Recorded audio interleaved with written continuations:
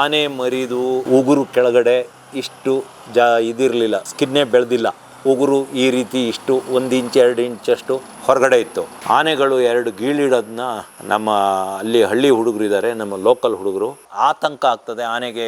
ಯಾವಾಗ ಒಂದು ಗರ್ಭ ಇರೋ ಆನೆಗಳಿಗೆ ಡಾಟ್ ಮಾಡಿದಾಗ ಅದು ಗುಂಪು ಬಿಟ್ಟು 3-4 ಕಿಲೋಮೀಟ್ರ್ ಓಡಿದಾಗ, ಆಮೇಲೆ ಒತ್ತಡ. ಗುಂಡಮ್ಮ ಅಂತ ಅದಕ್ಕೆ ಹೆಸರಿಡೋಕ್ಕೆ ಕಾರಣ ಅದು ಚಿಕ್ಕ ಮರಿಯಿಂದಲೂ ಗುಂಡಾಗಿತ್ತು, ಭಾರಿ ಚೆಂದ ಇತ್ತು. ಅದು ಡಬಲ್ ಕೋರೆ ಆನೆ ಹೊಡೆದಿರೋದು. ಆ ಡಬಲ್ ಕೋರೆ ಆನೆದು 2 ಕೋರೆ ಗುರ್ತಿತ್ತು. ಈ ಆನೆನೇ ಹೊಡೆದಿದ್ರೆ ಒಂದೇ ಕೋರೆ ಇರ್ತಿತ್ತು, ಯಾಕೆಂದರೆ ಇದಕ್ಕೆ 1 ಕೋರೆ ಆನೆ. ಆನೆಗಳ ಸಮಾಜದಲ್ಲಿ, ಆನೆಗಳ ಕುಟುಂಬದಲ್ಲಿ ಒಂದು ಹೆಣ್ಣಾನೆ ಡಿಲಿವರಿ ಆಗುತ್ತೆ ಮರಿ ಹುಟ್ಟೋ ಟೈಮಲ್ಲಿ, ಅದ್ರ ಜೊತೆ ಹೆರಿಗೆ ನರ್ಸಮ್ಮ ಇರ್ತಾಳೆ. ಸರ್, ಈಗ ಮೊನ್ನೆ ಗುಂಡಮ್ಮ ಅಂತ ಆನೆ ಒಂದು ಸಮಸ್ಯೆ ಆಗಿದೆ. ಏನು ಸರ್ ಸಮಸ್ಯೆ? ಅಡ್ಡ ಪರಿಣಾಮದ ಬಗ್ಗೆ ನಾನು ಭಾರಿ ಹಿಂದಿಂದ ಮಾತಾಡ್ತಾ ಇದ್ದೀನಿ. ಅಡ್ಡ ಪರಿಣಾಮದಿಂದ ನಾವು ಈಗಾಗಲೇ ಸುಮಾರು ಆನೆ ಕಳ್ಕೊಂಡಿವಿ. ಆ ಅಡ್ಡ ಪರಿಣಾಮ ಸರ್ಕಾರ ಗಮನ ಇಟ್ಟು ಕೇಳಬೇಕು. ಈ ಹಿಂದೆ ಸುಮಾರು 2-3 ವರ್ಷದ ಹಿಂದೆ ನಮ್ಮಲ್ಲೊಂದು ಒಂದು ಬಲಾಢ್ಯ ಒಂದು ಹೆಣ್ಣಾನೆ ಇತ್ತು. ಅದರ ಹೆಸರು ಕಾಂತಿ ಅಂತ. ಕಾಂತಿ ಇದೆ ಅಂದರೆ ಆ ಗುಂಪು ಹತ್ರ ಹೋಗಿ ಜನ ನಡುಕ್ತಿದ್ರು. ಅಷ್ಟೇ ಅಲ್ಲ, ಕಾಂತಿ ನಿಂತಿದೆ ಅಂದರೆ ಭೀಮನ್ ಬಿಟ್ಟರೆ ಅದೇ ದೊಡ್ಡ ಆನೆ, ದಪ್ಪ ಆನೆ, ಎತ್ತರದ ಆನೆ. ಕಿತಾಪತಿ ಮಾಡೋಕ್ಕೆ ಹೋಗಿ 3 ಜನನ ಸಾಯಿಸಾಕಿತ್ತು. ಸುಮಾರು 2 ವರ್ಷದ ಹಿಂದೆ ಆ ಕಾಂತಿಗೆ ರೇಡಿಯೋ ಕಾಲರ್ ಹಾಕೋಕ್ಕೆ ಅಂತ ಬರ್ತಾರೆ. ರೇಡಿಯೋ ಕಾಲರ್ ಹಾಕ್ಬೇಕಾದ್ರೆ ಫಸ್ಟು ನಾನು ಮರದ ಮೇಲೆ ನಿಂತಿದ್ದೆ. ಹೋಗಿ ಬಹುಶಃ ಅದು ಅಭಿಮನ್ಯು ಬಂದಿತ್ತು ಅಂತ ಕಾಣ್ತದೆ, ಇಲ್ಲ ಮಹೇಂದ್ರ ಇರ್ಬೋದು. ಅದ್ರ ಮೇಲೆ ಕೂತ್ಕೊಂಡು ಹೋಗಿ 1 ಡಾಟ್ ಮಾಡ್ತಾರೆ. ಅಲ್ಲಿಂದ ಓಡೋಕ್ಕೆ ಶುರು ಮಾಡಿ ಸುಮಾರು ಒಂದು 7-8-10 ಕಿಲೋಮೀಟ್ರ್ ಓಡುತ್ತೆ. ಅದು ಎಷ್ಟಿಟ್ಟು ಹೊಸೂರ ಹತ್ರ ಹೊಡೆದಿದ್ದು. ನಾನು ಹಿಂದೆನೇ ಹಿಂಬಾಲಿಸಿದೆ, ನಡ್ಕಂದೇ ಹಿಂಬಾಲಿಸಿದೆ. 1 ಹೊಡೆದ್ರು, 2 ಹೊಡೆದ್ರು. ಹೊಡಿಬೇಕಾದ್ರೆ ನಾನು ಹೇಳಿದೆ ಹೊಡೆಯೋದು ಬೇಡ, ಯಾಕೆಂದರೆ ಆನೆಗೆ ತೊಂದರೆ ಆಗ್ತದೆ ಅಂತ, ಜೊತೆ ಮರಿ ಬೇರೆ ಇದೆ ಅಂತ. ಆದರೂ ನಮ್ಮ ಮಾತನ್ನು ಕೇಳಲಿಲ್ಲ. ನಾನು ಒಂದು ಕಡೆ ನಿಲ್ಲಿಸಿ ಅದಕ್ಕೆ ರೇಡಿಯೋ ಕಾಲರ್ ಹಾಕಿರು. ರೇಡಿಯೋ ಕಾಲರ್ ಹಾಕಿ ಕೇವಲ 8 ದಿನಕ್ಕೆ ಕಾಂತಿ ಅದರ ಮರಿನ ಗುಂಪು ಜೊತೆ ಬಿಟ್ಟು ಸಕಲೇಶ್ಪುರದ ಹತ್ರ ಮಠಸಾಗರ ಅನ್ನಲ್ಲಿ ಬಂದು 2 ದಿವಸ ನರಕಯಾತನೆ ಮಾಡಿ ಸತ್ತೋಯ್ತು. ಸತ್ತೋಗೋಕ್ಕೆ ಕಾರಣ ಇವರು ಹೊಡೆದಿದ್ದ ಆ ಕೆಮಿಕಲ್, ಇದ್ರದ್ದು ಅಡ್ಡ ಪರಿಣಾಮ, ಹೆವಿ ಡೋಸ್ ಬೇರೆ. ಈ ರೀತಿ ಮಾಡಿ ಕಾಂತಿ ಸತ್ತೋಯ್ತು. ಆಮೇಲೆ ಕಾಂತಿ ಮರಿ ಚೀಕ್ನಳ್ಳಿ ಹತ್ರ ಇತ್ತು. ಆಮೇಲೆ ಅದು ಒಂಟಿಯಾಗಿತ್ತು. ನಾನು ಗುಂಪಿಗೆ ಬೇರೆ ಆನೆಗಳು ಅದನ್ನ ಸೇರಿಸ್ತಿರ್ಲಿಲ್ಲ. ಅದ್ರ ಪಾಡಿಗೆ ಹತ್ತು ಚೆನ್ನಾಗೇ ಇತ್ತು. 8-12 ತಿಂಗಳು ಮರಿ, ಇಲ್ಲ 1 ವರ್ಷನೇ ಆಗಿರ್ಬೋದು ಮರಿ. ಚೆನ್ನಾಗಿ ಹುಲ್ಲು ಎಲ್ಲ ತಿಂತಿತ್ತು. ನಾನು ಯಾವಾಗ ಅದರದ್ದು ಕೈಗೆ ಅದರ ಸ್ಕಿನ್ನೆಲ್ಲ ಕಿತ್ಕೊಬರೋಕ್ಕೆ ಶುರುವಾಯಿತು. ಅದ್ರ ಬೆನ್ನಿನ ಮೇಲಿನ ಸ್ಕಿನ್ ಕಿತ್ಕೊಬಂತು, ಬಾಲದ ಮೇಲೆ ಅದರದ್ದು ಸ್ಕಿನ್ನು ಎಲ್ಲ ಎಲ್ಲಿ ಕೈ ಹಾಕಿದ್ರು ಒಂದು ಇಷ್ಟಿಷ್ಟು ಕಿತ್ಕೊಬರ್ತಿತ್ತು. ಅದು ಸ್ಕಿನ್ ಕೆಂಪು ಕಾಣ್ತಿತ್ತು. ಆ ಮೇಲ್ಗಡೆ ಸ್ಕಿನ್ ಹೋಗಿ ಒಳ ಸ್ಕಿನ್ನು ಅದನ್ನೆಲ್ಲ ಹಿಡ್ದಾಯಿತು. ನಾನು ಫಾರೆಸ್ಟ್ನರಿಗೆ ಏನು ಹೇಳಿದೆ, ಒಂದು ಸಕ್ಕರೆ ಬೇಲಿ ಕರ್ಕೋಗಿ ತಗೊಂಡೋಗಿ, ಇಲ್ಲ ಆನೆನ ಬೇರೆ ದುಬಾರೆ ಅಲ್ಲೆಲ್ಲಾರ ಬಿಡಿ ಅಂತ. ಇಲ್ಲ ಅಲ್ಲಿ ಬಿಡ್ತೀವಿ ಇಲ್ಲಿ ಬಿಡ್ತೀವಿ ಅಂತ ಸುಳ್ಳು ಹೇಳಿ ರೇಂಜರಿದ್ದ ಆ ಮನುಷ್ಯ ತಗೊಂಡೋಗಿ ಕಾನಳ್ಳಿ ಫಾರೆಸ್ಟಿಗೆ ಬಿಟ್ಟ. ಕಾನಳ್ಳಿ ಫಾರೆಸ್ಟಿಗೆ ಬಿಟ್ಟಾಗ ಕಾನಳ್ಳಿ ಫಾರೆಸ್ಟಲ್ಲಿ ನೀರಿಲ್ದಲೇ ಕುಡಿಯೋಕ್ಕೆ ಆನೆ ಅಲ್ಲಿ ಸತ್ತೋಯ್ತು. ಇದು ಹೊಡೆದಿದ್ದ ಅಡ್ಡ ಪರಿಣಾಮ. ಕಾಂತಿದು ಮೆಡಿಕಲ್ ರಿಪೋರ್ಟ್ ಕೊಡಿ ಅಂದರೆ ನಮ್ಗೆ ಕೊಡಲಿಲ್ಲ, ಸಾರ್ವಜನಿಕರಿಗೆ ಕೊಡೋದಿಲ್ಲ. ಯಾಕೆ ಕೊಡೋದಿಲ್ಲ ಅಂದರೆ ಇವ್ರ ಮನೆದೇನು ಆನೆಗಳಲ್ಲ. ಫಾರೆಸ್ಟ್ ಇಲ್ಲಿ ಏನು ಆನೆಗಳಿಗೆ ಅನ್ನ ಹಾಕ್ತಾ ಇರೋದು, ಆನೆಗಳಿಗೆ ನೀರು ಕೊಡ್ತಾ ಇರೋದು ರೈತರು, ಕಾಫಿ ಪ್ಲ್ಯಾಂಟರ್ಗಳು, ಅವು ನಮ್ಮ ಆನೆಗಳು. ಆಮೇಲೆ ಅದು ಅಡ್ಡ ಪರಿಣಾಮದಿಂದ ಸತ್ತೋಯ್ತಾ, ಮರಿನೂ ಸತ್ತೋಯ್ತಾ. ಅದಾದಮೇಲೆ ಹೋದ ವರ್ಷ ಏಪ್ರಿಲ್ 10ನೇ ತಾರೀಕು ಒಂದು ಆನೆಗೆ ಡಾಟ್ ಮಾಡ್ತಾರೆ. ಅದು ಓಲ್ಡ್ ಬೆಲ್ಟು. ಇದು 4ನೇ ಸತಿ ಅದಕ್ಕೆ ಬೆಲ್ಟ್ ಆಗ್ತಾ ಇರೋದು. ಇಡೀ ಇತಿಹಾಸದಲ್ಲಿ ಫಸ್ಟು ರೇಡಿಯೋ ಕಾಲರ್ ಹಾಕಿದ್ದು ನಮ್ಮ ಓಲ್ಡ್ ಬೆಲ್ಟಿಗೆ. ಹಾಸನ ಜಿಲ್ಲೆ ಮಾತ್ರ ಅಲ್ಲ, ಬಹುಶಃ ಕರ್ನಾಟಕದಲ್ಲೇ ಇರ್ಬೋದು. ಯಾಕೆಂದರೆ ಹೆಣ್ಣಾನೆಗೆ ಯಾರು ಹಾಕಿರಲಿಲ್ಲ. ಹೊಡೆದ್ರು, 1 ಹೊಡೆದ್ರು, 2 ಹೊಡೆದ್ರು. ಆಮೇಲೆ ರೇಡಿಯೋ ಕಾಲರ್ ಹಾಕಿರು. ಅದು ಗುಂಪೆಲ್ಲ ಬಿಟ್ಟು ಸುಮಾರು 1 ವಾರ ನಿತ್ತಲೇ ನಿಲ್ತು. ಆಮೇಲೆ ಚೇತರಿಸ್ಕೊಂಡು ನಿಧಾನಕ್ಕೆ ಗುಂಪು ಸೇರ್ತು.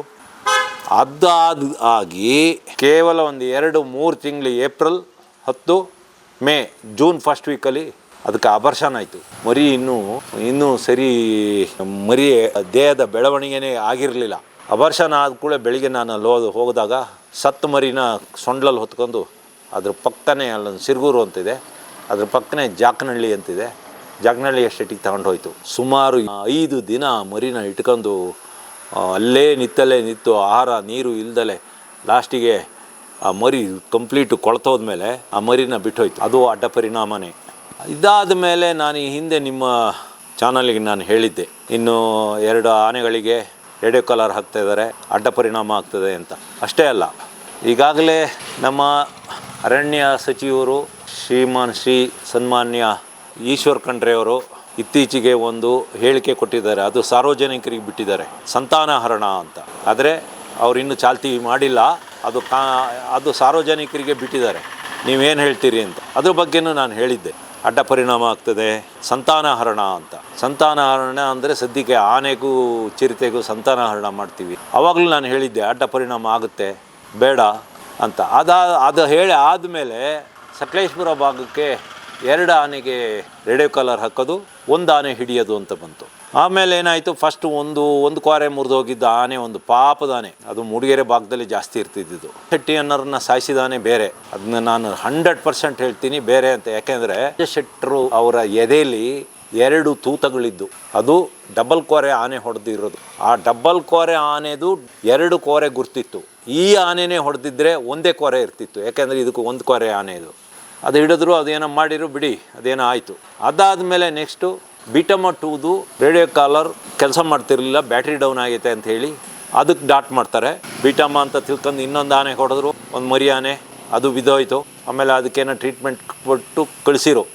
ಆಮೇಲೆ ಬಿಟಮ 2ಗೆ ಹೊಡೆದ್ರು, ಅದಕ್ಕೆ ರೇಡಿಯೋ ಕಾಲರ್ ಹಾಕಿರು. ಅದ್ರ ಮರಿ ಒಂದು ದೊಡ್ಡದಿತ್ತು ಜೊತೆ, ಹಾಗಾಗಿ ಅದು ಆಹಾರ ತಿಂತಿತ್ತು. ಅದರಿಂದ ಅಡ್ಡ ಪರಿಣಾಮ ಅಂದರೆ ಯಾವುದೇ ತಾಯಿ, ಅದು ಮನುಷ್ಯರಾಗಲಿ ಪ್ರಾಣಿಗಳಾಗಲಿ, ಒಂದು ಟ್ರೀಟ್ಮೆಂಟ್ ಕೊಟ್ಟು ಇಂಜೆಕ್ಷನ್ ಕೊಟ್ಟರೆ ಅದು ನೇರವಾಗಿ ಎದೆ ಹಾಲಿಗೆ ಸೇರ್ತದೆ ರಕ್ತದಿಂದ. ಅದರಿಂದ ಆ ಎದೆ ಹಾಲು ಕುಡಿದ ಮರಿ ಇಲ್ಲ ಮಕ್ಕಳು ಉಳಿಯೋದೇ ಕಷ್ಟ, ಅಲ್ಲೇನೋ ಉಳ್ಕೊಂತು. ಇದಾದ ಮೇಲೆ ಇದೇ ತಿಂಗಳು ಮೇ 20ನೇ ತಾರೀಕು ಮತ್ತೊಂದು ಆನೆಗೆ ಡಾಟ್ ಮಾಡೋಕ್ಕೆ ಪ್ಲ್ಯಾನ್ ಹಾಕ್ತಾರೆ. ಆ ಆನೆ ಹೆಸರು ಗುಂಡಮ್ಮ ಅಂತ. ಗುಂಡಮ್ಮ ಅಂತ ಅದಕ್ಕೆ ಹೆಸರಿಡೋಕ್ಕೆ ಕಾರಣ, ಅದು ಚಿಕ್ಕ ಮರಿಯಿಂದಲೂ ಗುಂಡಾಗಿತ್ತು, ಭಾರಿ ಚೆಂದ ಇತ್ತು, ಸ್ವಲ್ಪ ಎಲ್ಲರನ್ನೂ ಹೊಟ್ಟೆ ಆಡಿಸ್ತಿತ್ತು. ಅದಕ್ಕೆ ಏನು ಗೊತ್ತಾ, ಈ 8, 9, 10 ವಯಸ್ಸು 12 ವಯಸ್ಸು ಆನೆಗಳಿಗೆ ಒಂಥರ ಚಿನ್ನಾಟ. ಮನುಷ್ಯರನ್ನ ಅಟ್ಟಿಸ್ಕೋಗೋದು, ಮನುಷ್ಯರು ಓಡೋದು, ಅವಕ್ಕೆ ಮಾನಸಿಕ ಅವು ಭಾರಿ ಸಂತೋಷ ಪಡ್ತಾವೆ ಅದನ್ನ. ಹಾಗಾಗಿ ಯಾವ ಭಾಗದಲ್ಲಿ ಇತ್ತು ಸರ್ ಇದು? ಎಲ್ಲ ಭಾಗದಲ್ಲಿ, ಸಕಲೇಶ್ಪುರ, ಆಲೂರು, ಬೇಲೂರು ಎಲ್ಲ ಭಾಗದಲ್ಲೂ ಇರ್ತಿತ್ತು. ಎಲ್ಲಿ ನಮ್ಮ ಆನೆಗಳು ಹೋಗ್ತಿದ್ದು, ನಮ್ಮ ಕಾಡಾನೆಗಳು, ಅಲ್ಲೆಲ್ಲ ಇವಳು ಗುಂಡಮ್ಮ ಹೋಗ್ತಿದ್ಲು. ಗುಂಡಮ್ಮ ಯಾರ ಮಗಳು ಅಂತ ಯಾರಿಗೂ ಗೊತ್ತಿಲ್ಲ. ಯಾಕೆಂದರೆ ಬೀಟಮ್ಮ ಮತ್ತು ಭುವನೇಶ್ವರಿ, ಓಲ್ಡ್ ಬೆಲ್ಟ್, ಬೀಟಮ್ಮ 2 ಇಷ್ಟು ಮಾತ್ರ ಜನಗಳಿಗೆ ಗೊತ್ತು. ಆದರೆ ಇನ್ನೂ 10-15 ಅದಕ್ಕಿಂತ ದೊಡ್ಡ ಹೆಣ್ಣಾನೆಗಳಿವೆ. ನಾನು ಈಗ ಸುಮಾರು ಒಂದು 8 ತಿಂಗಳ ಹಿಂದೆ ಒಂದು ಆನೆ ನೋಡಿದೆ, ಹೆಣ್ಣಾನೆ. ನಾನು ಅಷ್ಟು ದೊಡ್ಡ ಹೆಣ್ಣಾನೆ ನಾನು ನೋಡಲೇ ಇಲ್ಲ. ಅದು ಭೀಮನಷ್ಟೇ ಹೈಟ್ ಇದೆ, ಅಂದರೆ ಸುಮಾರು 10 ಅಡಿ ಗ್ಯಾರಂಟಿ ಇದೆ ಆ ಹೆಣ್ಣಾನೆ. ಅಂಥವೆಲ್ಲ ಇದ್ದಾವೆ. ಅದ್ರದ್ದು ಯಾವುದೋ ಮರಿ, ಅದು ಯಾವುದ್ರ ಮರಿ ಅನ್ನೋದು ನಮ್ಗೆ ಬೇಕಾಗಿಲ್ಲ. ಗುಂಡಮ್ಮಗೆ ಜಾಸ್ತಿ ವಯಸ್ಸಾಗಿಲ್ಲ, ಏನು ಒಂದು 17ರಿಂದ 18 ವರ್ಷ ಆಗಿರ್ಬೋದು. ಆನೆಗಳ ಕುಟುಂಬದಲ್ಲಿ ಹೆಣ್ಣಾನೆಗಳಾಗಲಿ ಗಂಡಾನೆಗಳಾಗಲಿ ಅವು ಮೇಜರ್ ಆಗೋದು, ಅಂದರೆ ನಮ್ಮ ಹಳ್ಳಿ ಭಾಷೆಯಲ್ಲಿ ಹೇಳ್ತಾರೆ ದೊಡ್ಡರಾಗೋದು ಅಂತ, ಅದಾಗೋದು 16 ಇಲ್ಲ 17 ವರ್ಷ. ಈಗ ಒಂದು ಸ್ವಲ್ಪ ಫುಡ್ಡು, ಒಳ್ಳೊಳ್ಳೆ ಫುಡ್ಡು ನಮ್ಮ ಊರೊಳಗೆ, ಈ ಊರು ಕಾಡಾನೆ ಇದಾವಲ್ಲ ನಮ್ಮವು, ಅವುಗಳಿಗೆ ಒಳ್ಳೆ ಫುಡ್ ಸಿಗೋದ್ರಿಂದ ಒಂದು ಸ್ವಲ್ಪ ಬೇಗನೆ ಆದರೂ ಆಗ್ಬೋದು.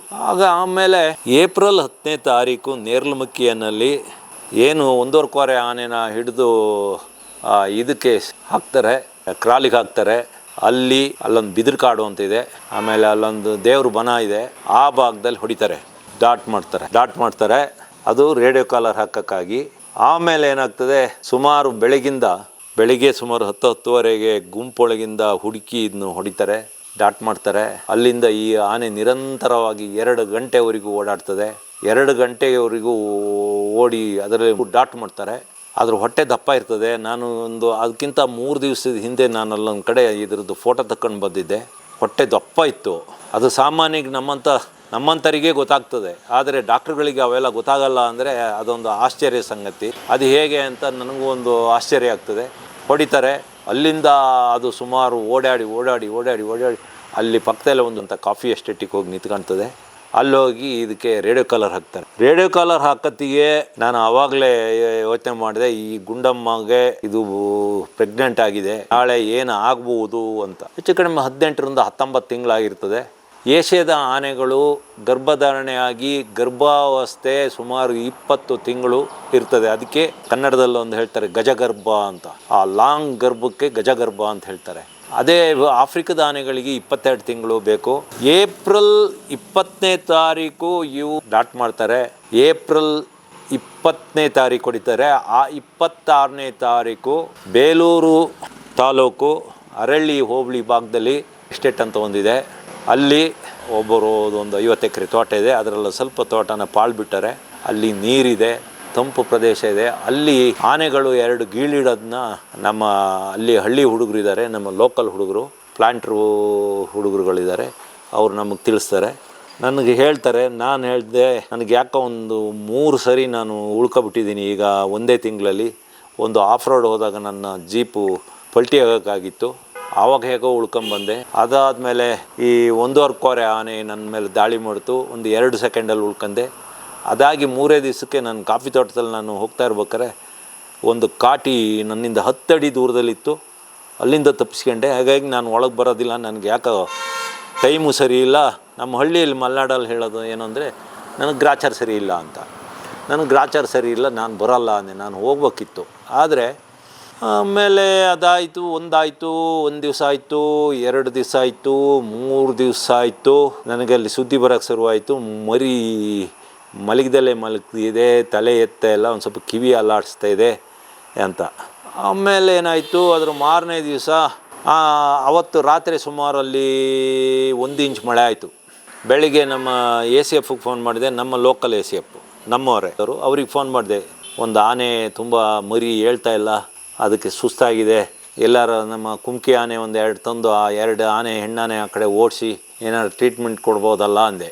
ಇಲ್ಲ, ಮರಿ ಸತ್ತೋಯ್ತು, ನಾನು ಹಗರೆ ಹತ್ರ ಬರ್ತಾಯಿದ್ದೀನಿ, ಬೇಲೂರು ಹತ್ರ, ಬನ್ನಿ ನೀವು ಅಂದರು. ನನಗೆ ಹತ್ರ, ನನಗಿಲ್ಲಿ ಈಗ ನಾನು ಏನು ನಿಂತಿದ್ದೀನಿ, ನಾನು ಈಗ ದಕ್ಷಿಣಕ್ಕೆ ಮುಖ ಮಾಡಿ ಕೂತಿದ್ದೀನಿ. ನನ್ನ ಎಡಭಾಗದಿಂದ ಏರ್ ಡಿಸ್ಟೆನ್ಸು ಒಂದು 2 ಕಿಲೋಮೀಟ್ರ್ ದೂರದಲ್ಲಿ ಹೇಮಾವತಿ ನದಿಯಿಂದ ಆನೆ ಸತ್ತಿರೋ ಜಾಗಕ್ಕೆ ಅಲ್ಲಿಂದ ಒಂದು 2 ಕಿಲೋಮೀಟ್ರ್ 3 ಕಿಲೋಮೀಟ್ರ್. ಆಮೇಲೆ ನಾನು ಹೋದಾಗ ನನಗೆ ಗೊತ್ತಾಯ್ತು, ಇದು ಫಸ್ಟ್ ಹೋಗಿ ಆನೆ ಮರಿ ನೋಡಿದೆ. ಆನೆ ಮರಿದು ಉಗುರು ಕೆಳಗಡೆ ಇಷ್ಟು ಇದಿರಲಿಲ್ಲ, ಸ್ಕಿನ್ನೇ ಬೆಳೆದಿಲ್ಲ.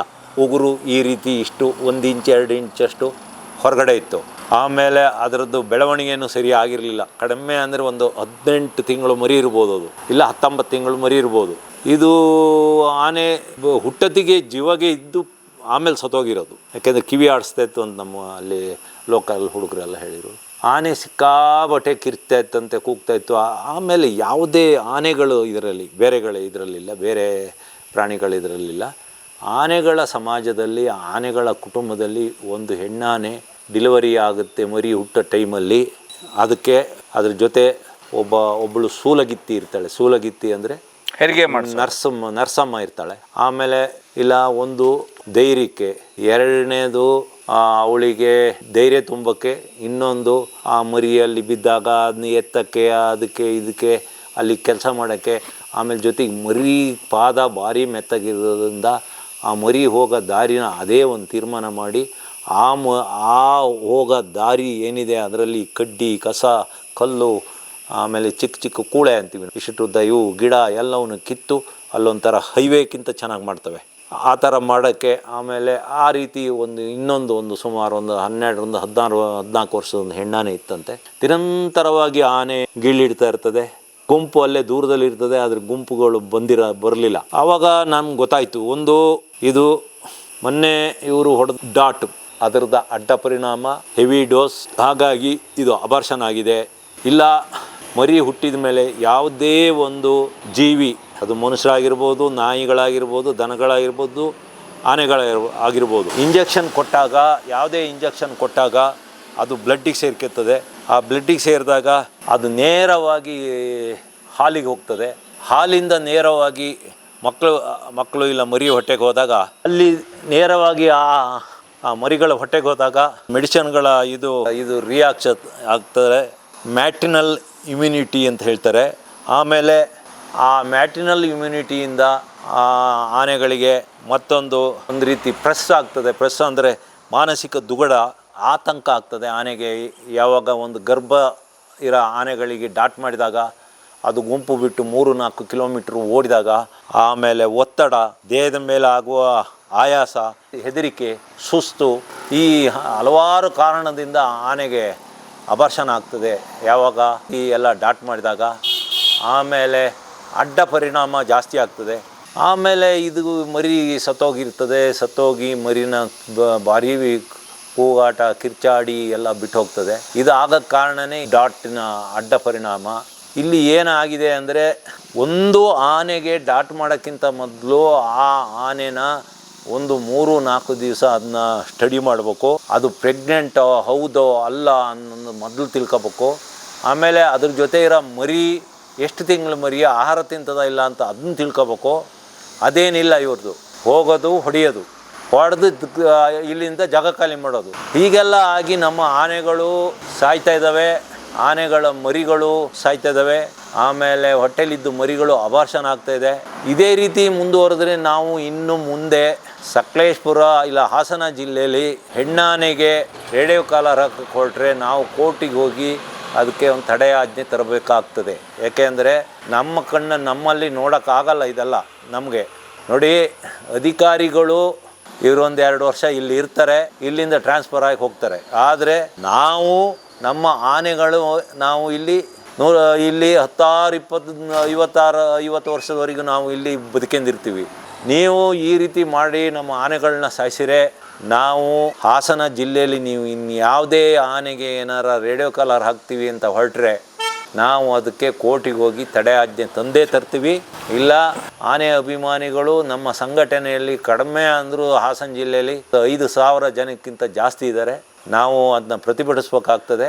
ಇನ್ನು ಯಾವುದೇ ಕಾರಣದಿಂದ ಹಾಸನ ಜಿಲ್ಲೆಯಲ್ಲಿ ಆನೆಗಳಿಗೆ, ಹೆಣ್ಣಾನೆಗಳಿಗೆ ರೇಡಿಯೋ ಕಾಲರ್ ಹಾಕೋಕ್ಕಿಂತ ಮೊದಲು 15 ದಿವಸ ಇಲ್ಲ ವಾರ ಬಂದು ತಜ್ಞರ ಟೀಮ್ ಬರಬೇಕು. ಕರ್ನಾಟಕ ರಾಜ್ಯ ಕಾಡಾನೆಗಳ ರಕ್ಷಣಾ ಸಂಘದಿಂದ ನಾವು ಇದ್ರ ಬಗ್ಗೆ ಇಲ್ಲ ಕೋರ್ಟಿಗೆ ಹೋಗಿ ನಾವು ಸ್ಟೇ ಆರ್ಡರ್ ತರ್ತೀವಿ. ಖ್ಯಾತ ತಜ್ಞರು ಇದ್ದಾರೆ, ಇನ್ನು ಪರಿಸರವಾದಿಗಳಿದ್ದಾರೆ, ಪ್ರಾಣಿದಯಾ ಸಂಘದರಿದ್ದಾರೆ. ನೀವು ಇದ್ರ ಬಗ್ಗೆ ಯೋಚನೆ ಮಾಡಬೇಕು.